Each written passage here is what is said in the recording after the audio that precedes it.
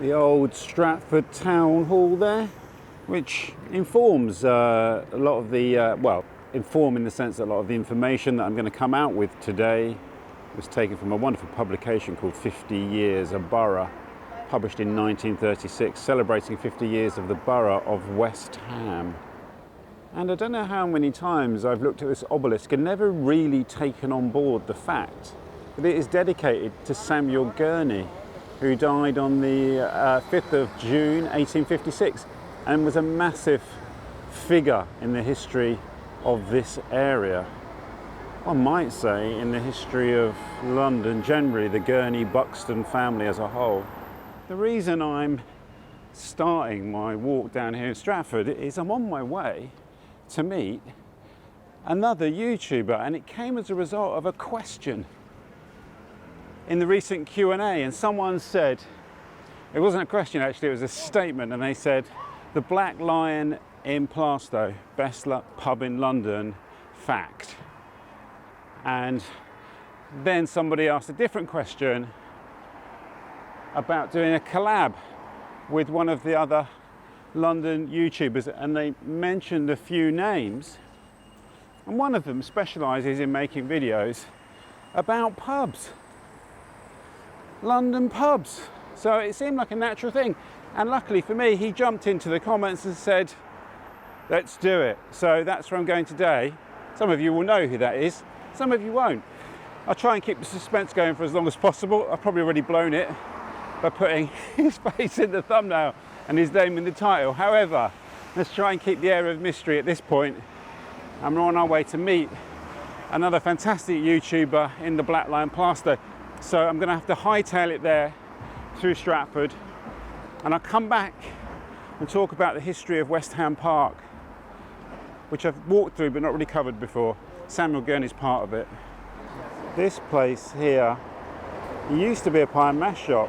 I can't remember the name exactly, and it was a different type of chicken shop when I wrote my essay, The Dead Pie Shop Trail.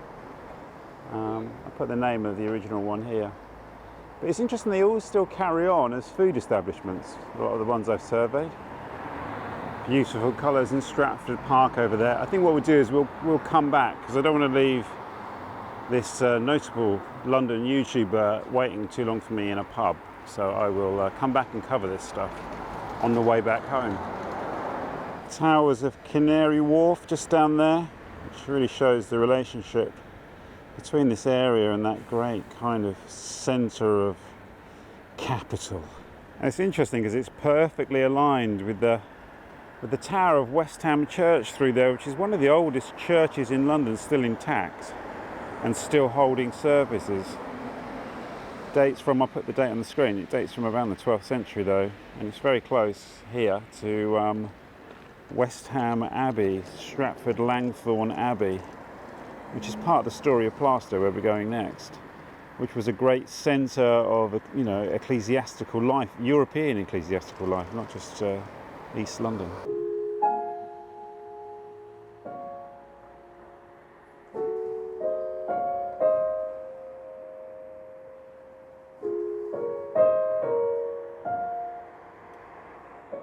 This is clearly a former pub.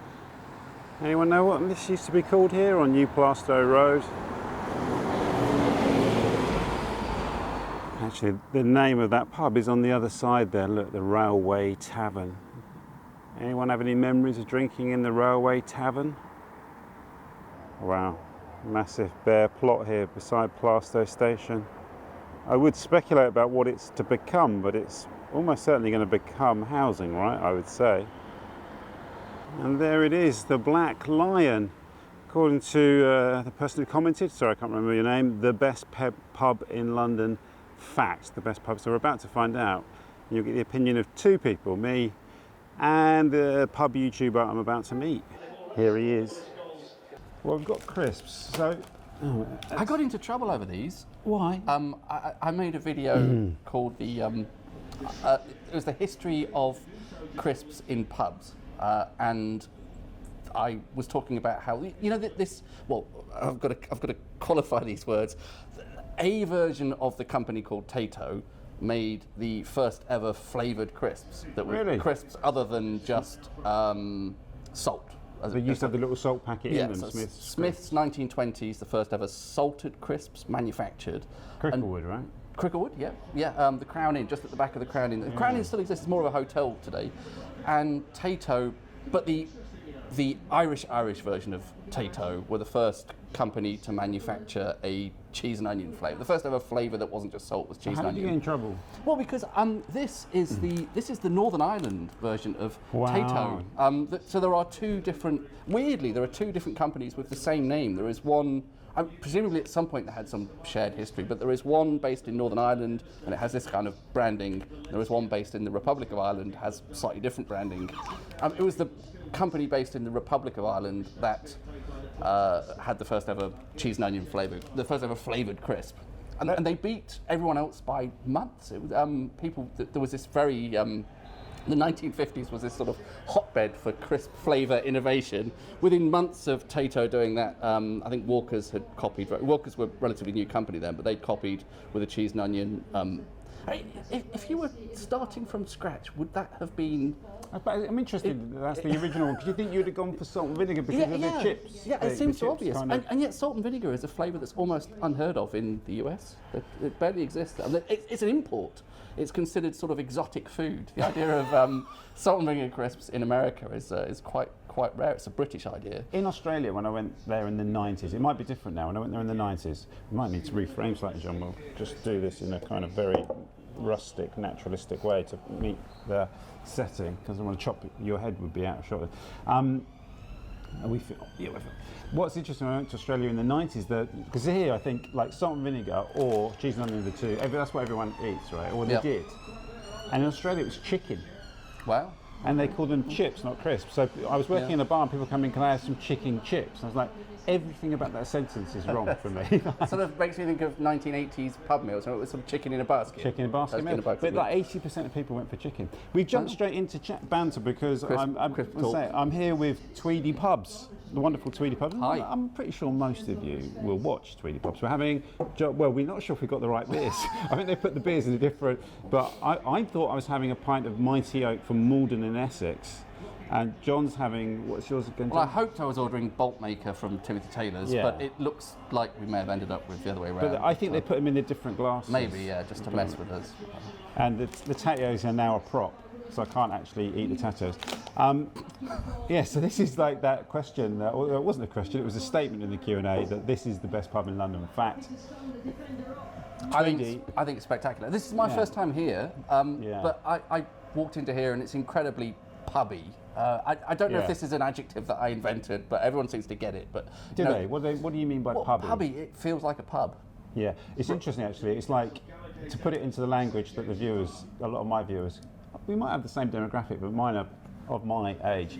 It's like old school. It's an old school. In fact, so we've come out to the garden, so we're not bother the people watching the football.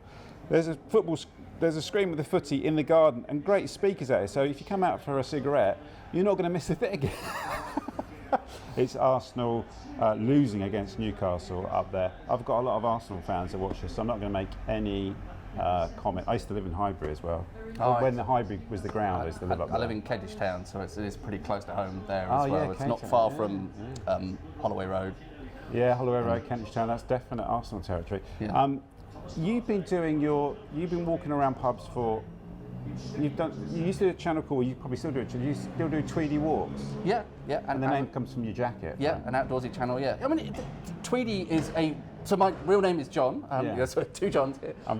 Tweedy is a nickname I had before I started the channel. It was a friend of a friend called me that because she couldn't remember my name. Wearing tweed. Yeah. Well, I mean, I sort of fell in love with tweed about 15 years ago, I think, and I actually don't wear anything else. People sometimes bump into me in the street, and they think perhaps it's a uniform or a sort of an outfit just for the videos, and I would normally wear sort of regular clothes like normal people wear, and. You wear it all the time? I do my gardening in a tweed suit. I love that. You know what? I washed the car in a tweed suit. My wife's car. That could be a good bit of tweed car wash. Yeah. We thought we'd have a bit of pub chat, but not a full pub chat, because after I'm going to have a pint with John Tweedy here, and then we're going to walk along. We're going to take a walk towards the Boleyn Tavern, but I'm not going to go in the Boleyn. probably, well, let's see how we get on. But I need to sign some books at Newham Bookshop, which is over the road. And then I'm going to go back and do West Ham Park. But the key thing is, if you want to know about this pub, you've got to go over to John's channel, and John will tell you all, or Tweedy Pubs will tell you all about the interior, go into a lot of detail. You seem to know a lot about architectural pubs. I watched the Crouch End one last night. You talked about the Great Northern, is it the Great Northern Hotel? Yeah. I lived in that area, in Haringey.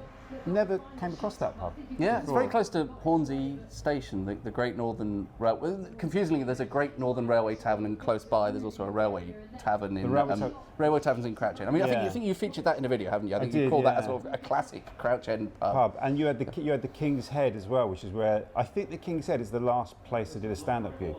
Oh, I was never very committed to the stand-up, but I did a little bit, and then I ended up doing a charity fundraiser for when my first child was born. It's completely stopped, and then a friend was doing a fundraising event there for a drug rehabilitation charity. I was like, I'll do it. So that was the last time. I try and punctuate my videos with subtle humour, and almost nobody nobody ever noticed. So what areas have you done so far? You've done the pub, you've done Crouch End for sure. I'm running out of places to cover actually in London. All of central London. I mean, some of my favourite parts of London are the sort of edge of the city. Holborn, I think, is an absolute goldmine of pubs. You've got the Old Mitre there, the City of York, the Seven Stars, the Princess Louise. I think that's my sort of dream pub tour.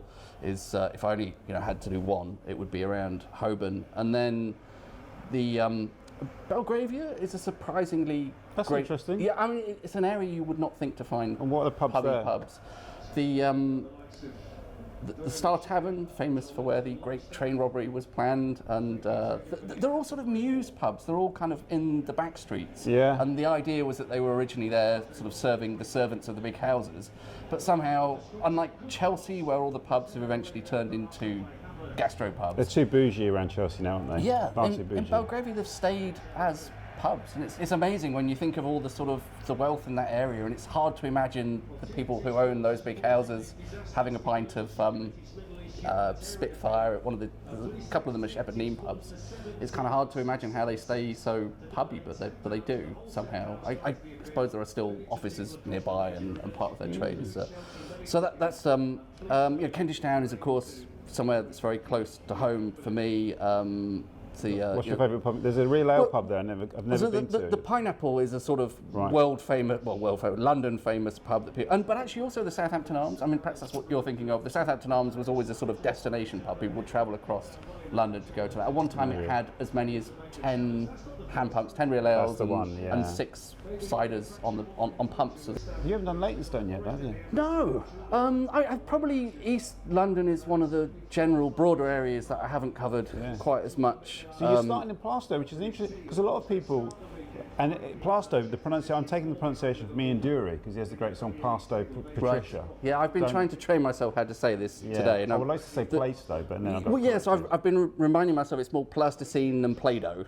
Yeah. Because I instinctively want to say Plaistow with the way that it's spelt. But if you listen to that song, Plaistow Patricia, you'll never say Plaistow again. Okay.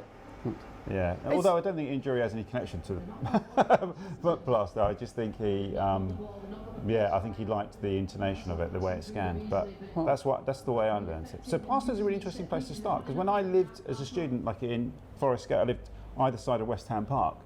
This was a place you tried to avoid really in a lot of ways, but you used to sometimes have to if you missed your tube stop, if you missed the change at Mile End, or you just got sometimes the tubes would stop at Plaistow, and you'd have to find your way back. And I sort of feel we'll talk about this maybe when we walk, but I feel like it's defined today by the extent of the Second World War bombing. Yeah. One of the things that I really enjoy in doing the sort of pub research is discovering, people always talk about London being this collection of villages that have just been kind of subsumed into the urban sprawl. And this is another great example of it. And you see it on some old maps, probably we can get into that a bit later, that it was just a village in the marshes, really. It was kind of... Hook End. Very rural at one as recently as the 1860s, 1870s, still surrounded by marshes. And it's a relatively new thing that it's got all this transport infrastructure. It has a train line. It has the Barking Road's relatively new, and we'll get into all of that hopefully. Yeah. Well, we're gonna drink our beer and eat our tassios. and then we'll go for a stroll along to Newham Books or the Bowling Tavern. Like I say, Tweedy's, it goes into an amazing amount of detail on the interior of the pub. Great.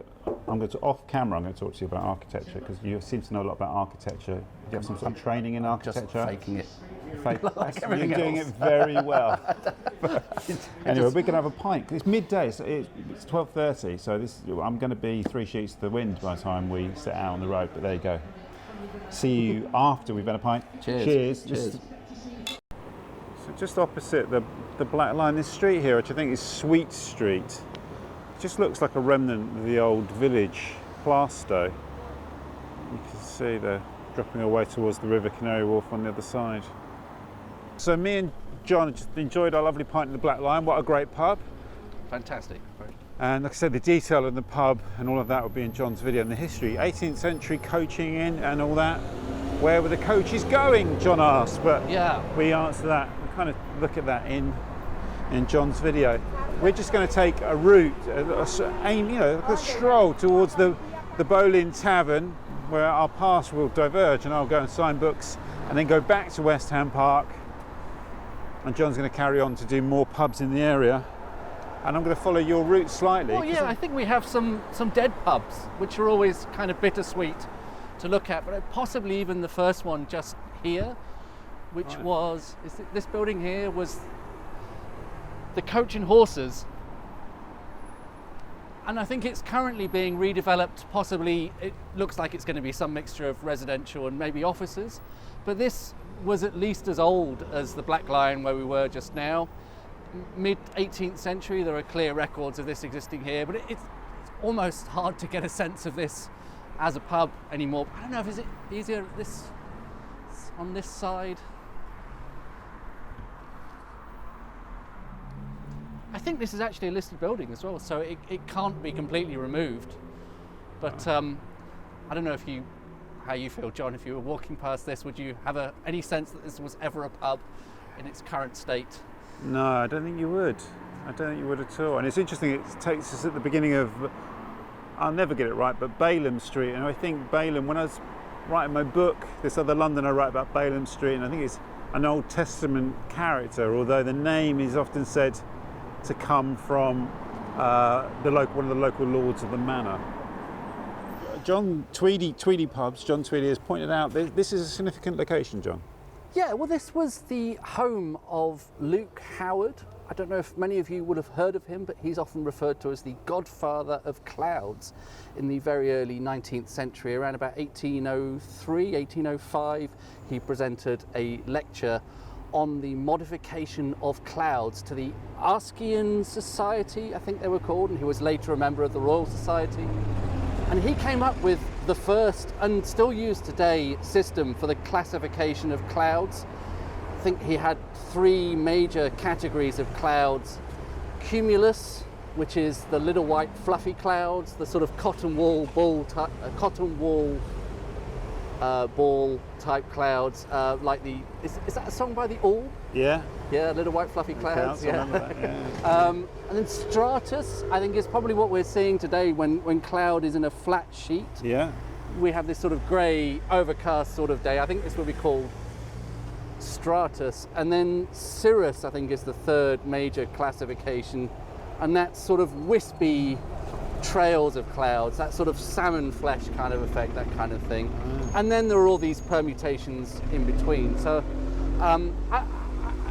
it was a lovely image to me, because this was a time, as we were talking about earlier, when Plaistow was this little village surrounded by the marshes.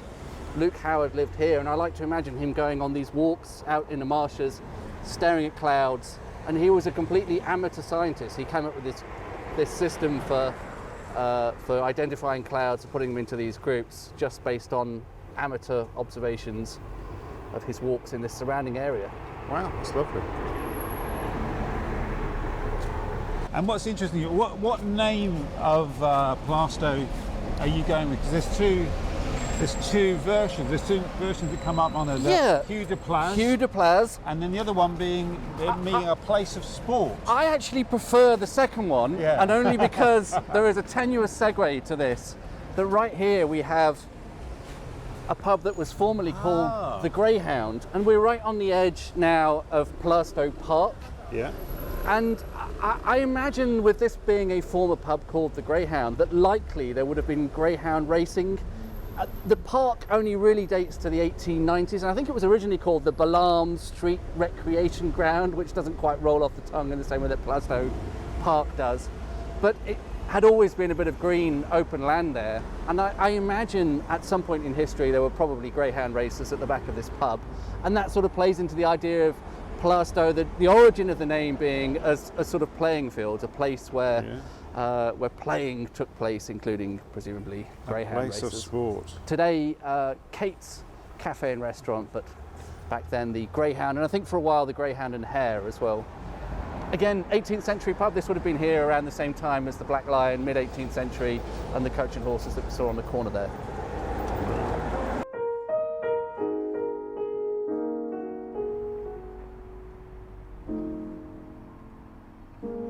One of my favourite Plaistow references is from a guy called Thomas Burke, who wrote my favourite London title book ever, called The Outer Circle, Rambles in Remote London. Mm-hmm.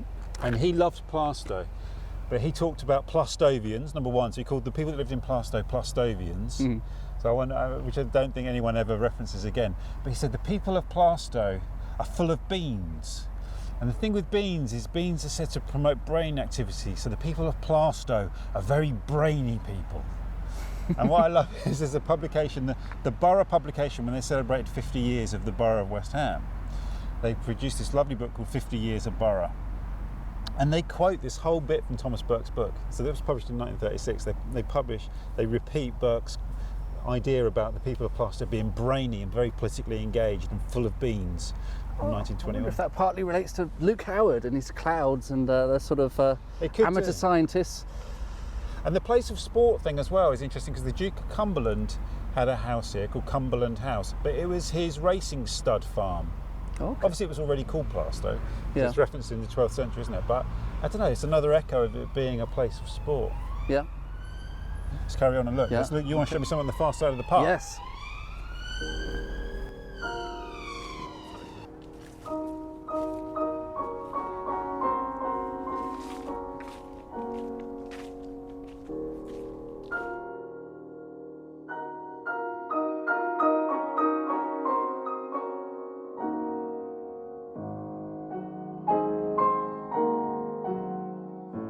So we're working through the park back onto, what's the street on the other side? I can't remember. Is it Greengate Street on the other side? Yeah, and hopefully Barking Road somewhere down here which as is well. where the Newham Bookshop is.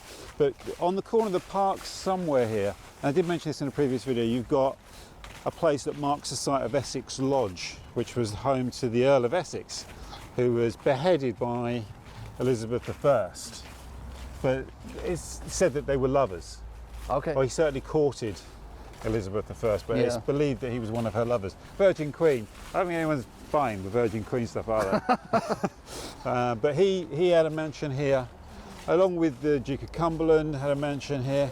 The Duke of Richmond had a mansion here. Lots of people had land around here, and I'll pick up some of that when I go back to West Ham Park in terms of some of the other people. But it was a very rural area full of these large houses with coachmen that were busy drinking at the Black Lion. So we're on, I think this might be Greengate Street. I'm remembering that from... And I think which again Barking Road just down there. Then. Right, and Greengate Street is one of the old streets of the area. It's on John's got an old map with him, and it is on the maps that date from the 18th century. Whether it's on the maps that date from the time that show the hermit that lived between the manors of East and West Ham. I'm not sure. I can't remember his name now. It's on the map in Dr Pargenstecker's book, The History of East and West Ham. Barking Road. It's Barking Road, and John's going to show us the site of a tramway depot. Well, we're going to go and look for it. Whether we find it or not is obviously a completely different matter. But so we're going to turn into Tunmarsh Lane, named after a cow that was grazed here, because this was grazing land. And the cow that was grazed here was sold at Smithfield, and it weighed a ton. So they named the marsh after it. It was so huge. So it became Tunmarsh Lane. That's the story I read anyway in the story of West Ham. Is this the building, John? Is this the tram works? The Spectacle Works today. It was a tramway depot in, there is a map from the 1890s, Ordnance Surveying map, you can see this marked as a tramway depot. I think you get a bit of a better sense of it round the side there. Okay. Today it's converted into flats, but originally this would have been the end of a short tramway line that ran from, I think possibly the East India Docks, somewhere like that, along Barking Road up to this point, and the tramway just terminated here. Oh yes, clearly a big industrial building, isn't it? Yeah, I think it's had several uses. I don't know exactly what era the Spectacle Works was in, but in between being a tramway depot and presumably the Spectacle Works was the last industrial use before it became a set of apartments. It was also the Whitworth Sweets factory. They were manufacturing, I like to think, sherbet lemons and Everton mints there was and that sort of thing. Treebor was obviously not far away in Forest Gate. Oh, okay. Bit of a. So there are still these large bays along the side, and I wonder if that was somehow access for the. I think the trams would have come in at that far end there, so that's probably part of the reason that's been re-rendered in stucco. That's a sort of new facade at that far end. But then there are also these large kind of garage doors along here, and possibly these provided access to the trams somehow or other as well at the sides. So we got the Berlin over there, which is where Tweedy's going next, continue his pub tour, and over there we've got Newham Bookshop, which is where I'm going to go and see Vivian and sign some copies of The Black Path. So I'm just going to say goodbye to Tweedy, and it was so lovely to my second only ever YouTube collaboration after one I did with Sean James Cameron when he volunteered me to be offered in a coracle to the River Roding. But not quite as adventurous as that today, but having a pint was a lot better. So it was so lovely to really nice to meet you. I've really enjoyed our little walk through through Plaistow, which I'm still not sure I'm pronouncing correctly, Plaistow Patricia, and East Ham. And enjoy the rest of your walk, your pint in the Berlin, and then your where else are you going after that? You're going to the Denmark Arms. The Denmark Arms. Also East Ham, a bit further on into East Ham. Great pubs. So go to Tweedy's channel to see the detail of all that, well, the continuation of the pub tour, but also the detail on the Black Lion as well. So thank you. Thank you. Cheers, John. Come to sign these, the Black Path, at Newham Bookshop, which is great. But look, this is the greatest collection of London books you're going to find anywhere. Look at this, starting from the top. I mean, I can't even see them. All those up there. And these are all crackers. Look at all that. Fitzrovia over there. Historic London. Crime and Police in Victorian London. The London nobody knows. And I do actually need a paperback copy of this. So whether... yeah, I mean, maybe this is the one. Oh, look, now this is interesting. The Rise and Fall of Wanstead House, which I've got a book about Wanstead House, but not that one. Here's one of the great London books, Rudolph Rocker, The London Years. Adam Kossoff made a film called The Anarchist Rabbi based on that book. Bernard Kopp's East End in there, very important London book. What else have we got? And it's all, look, all of this. There's also all of this over here. There's a certain book here by me, signed, I hope. Look, signed copies of Welcome to New London that you can buy from Newham Bookshop. Obviously, links below and all the rest of it. London Walks down there. Maybe I'll plunder those. I mean, look, there's so much. David Rosenberg's Rebel Footprints, book about Essex. Douglas Adams, London. Every time I come in here, I nearly buy that and then don't. I have to lean into the shot to sign my books. I'm leaning on Lee Jackson's Dickens Land. London local pubs, past and present. Very apt, given the video I just shot with Tweedy. I mean, there's so much. You won't find a collection of London books anywhere else like this. I know because I've looked. So I'm just going to sign these guys. Brilliant. So there's 4 of these left here. We are doing an event at the Wanstead Tap, so hopefully there'd be some left over from that. But get these 4 signed with 3 imposters bookmarks if they're still in there. Make sure I have signed them all. Yep. You're always afraid you might miss one. So I'm just going to go along the back streets, avoiding Green Street, to go up to West Ham Park. I love these old streets around here. It reminds me of when I was a kid, when I was a student living around here. So I'll skirt through there and we'll get to West Ham Park.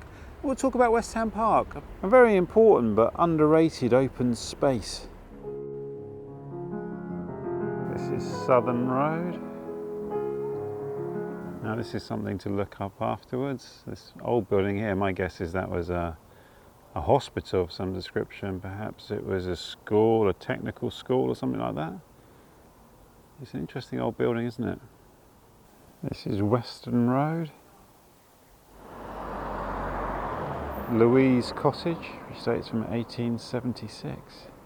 Now turning into Queen's Road, and then we'll cross the railway tracks soon and be into West Ham Park. And the old pub sign for the Prince of Wales still stands here, once the site of a pub obviously.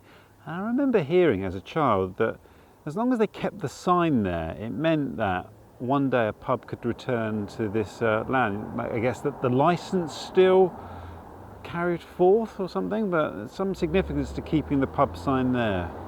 Queen's Road West. Lovely old straight tree-lined road, eh?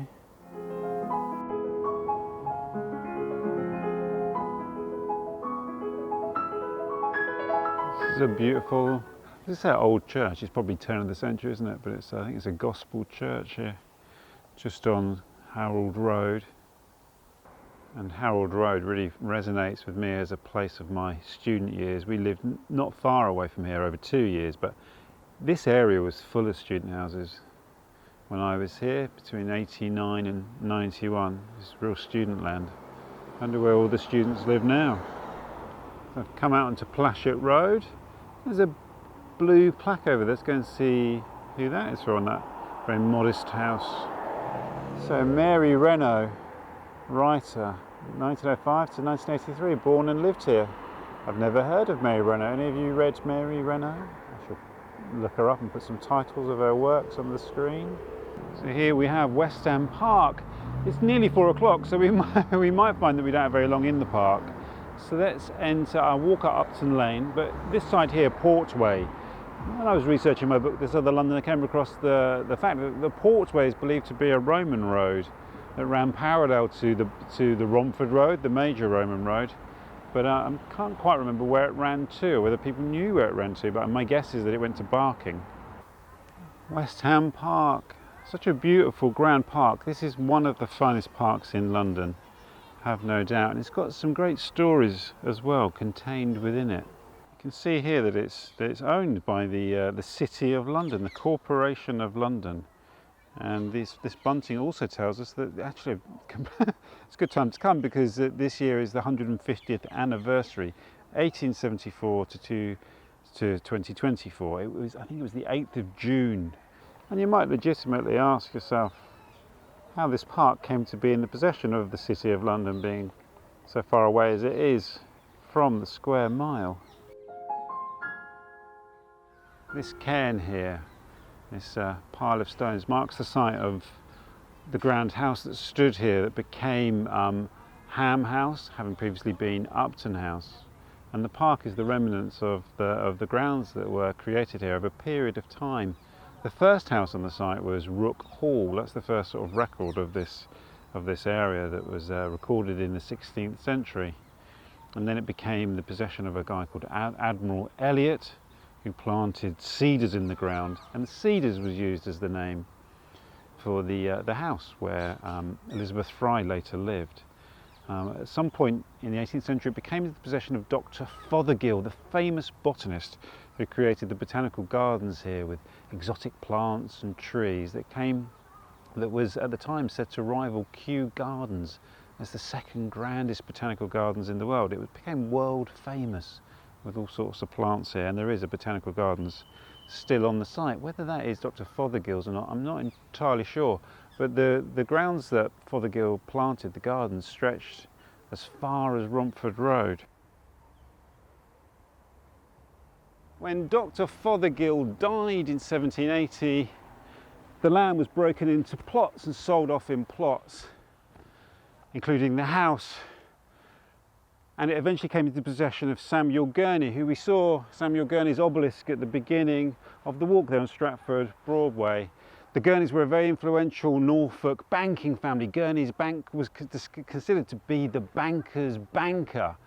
And the Gurneys married into the Buxton family. I've talked about on many occasions, but one of the Buxtons, Edward North Buxton, was responsible for the preservation of Epping Forest. When Samuel Gurney died, it became into the possession of his son John, who actually didn't want to live here. He wanted to stay at Earlham House, Earlham Manor in Norwich, which I think is now the University of East Anglia, just outside Norwich. So he wanted to get rid of it, but he also wanted it to become a public park for people. The local agent responsible for trying to sell the land, the house, was a guy called Dr Pargenstecker, who wrote this book here, The History of East and West Ham. Now, he was the sales agent and stood to make a commission, but he also wanted this to become a public park. There's a long story about how they managed to get it into public ownership, but Gurney and Pargenstecker agreed to sell the house at a substantial discount to the local Board of Health, the West Ham Board of Health, and they went to the City of London to use the coal and corn duty to help buy the park and preserve it and maintain it for the people of London, and that's how it came into the possession of the City of London. It's a great story, isn't it? And Dr Pargenstecker, not only did he forego his commission, he also put up the extra £1,000 they needed from the public subscription, which he didn't have, the extra £1,000. He had to go and find it. Dr Pargenstecker was a Prussian immigrant. I think he also founded West Ham Cricket Club, which is over there. The park is shutting, by the way, so I need to get going. It's a really substantially sized park. Oh wow, it's huge. This is the cricket pitch, Dr Pargenstecker's Cricket Club.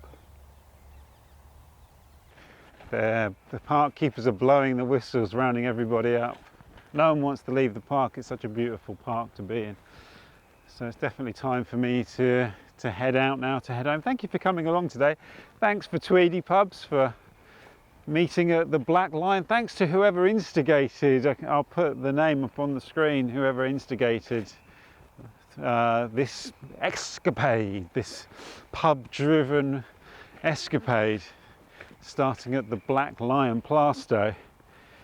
Yeah, well, I mean, I can hear the park keeper frantically whistling, so I'm going to sign off now rather than waffle on.